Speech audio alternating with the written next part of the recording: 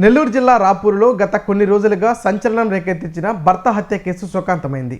అత్యంత కిరాతకంగా భర్తను చంపి ఆనవాళ్లు దొరకకుండా మృతదేహాన్ని గోనె సంచిలో కుక్కి కాలువలో పడేసిన నిందితులను పోలీసులు పక్కా ప్లాన్తో పట్టుకున్నారు.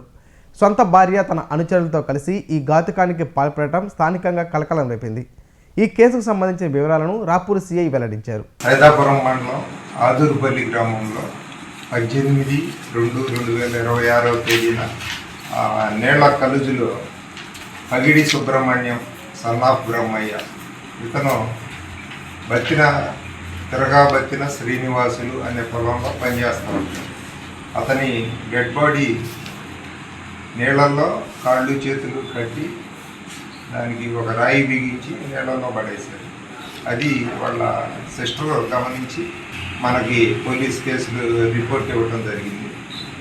సైదాపురం పోలీస్ స్టేషన్లో ఆమె రిపోర్టు మేరకు 16/26 మర్డర్ కేసు నమోదైంది. ఆ కేసు విచారణలో ఈ రోజున 4 ముద్దాయిలను అరెస్ట్ చేయడం జరిగింది. దాంట్లో ఒక అతను వచ్చేసి పలుగోటి మస్తానయ్య, సన్నాఫ్ మస్తానయ్య. ఇతను వచ్చేసి మిట్టాత్మకూరు. ఇతను కూడా వచ్చేసి ఆ తిరగబత్తిన శ్రీనివాసులు అనే పొలంలో పనిచేస్తూ ఉంటారు.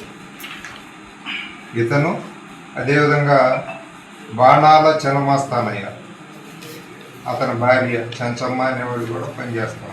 ఈ మృతుడితో పాటు సహజీవనం చేస్తున్న లక్ష్మమ్మ అనే వీళ్ళందరూ కూడా 5 అక్కడ నివాసం ఉండి గుడారాల్లో నివాసం ఉండి ఆ పనులకు అటెండ్ అవుతూ ఉంటారు.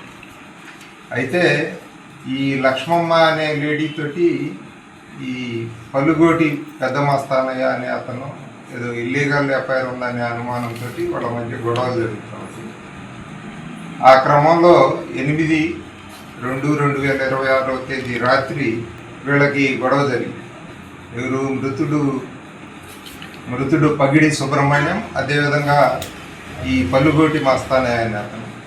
ఈ పలుగోటి మస్తానయ్య కర్ర తీసుకొని అతన్ని హెడ్ ఇంజరీ, అదేవిధంగా దవడ మీద ఒంటి మీద విచక్షణారహితంగా కొట్టడంతో అతను అక్కడే చనిపోతాడు.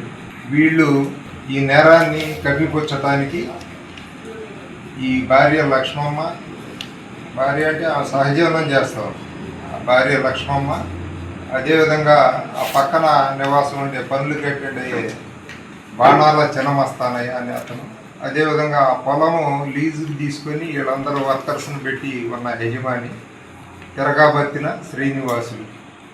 ఈయన వచ్చేసి ఈదలపల్లి గ్రామానికి చెందిన వ్యక్తి, గౌడ కులస్తుడు. వీళ్ళందరూ కలిసి ఆ బాడీని మరుసటి రోజు తీసుకొని వెళ్ళి సుమారు ఒక 100 మీటర్ల దూరంలో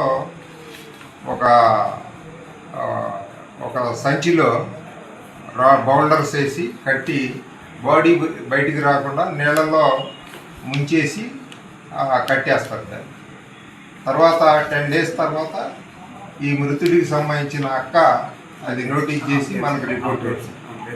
మౌనిక, మౌనిక ఆమె రిపోర్టు మేరకు మనం కేసు రిజిస్టర్ చేయడం జరిగింది. ఈ 4 ముద్దాయిలను కూడా ఈరోజు మధ్యాహ్నం అరెస్ట్ చేశాం.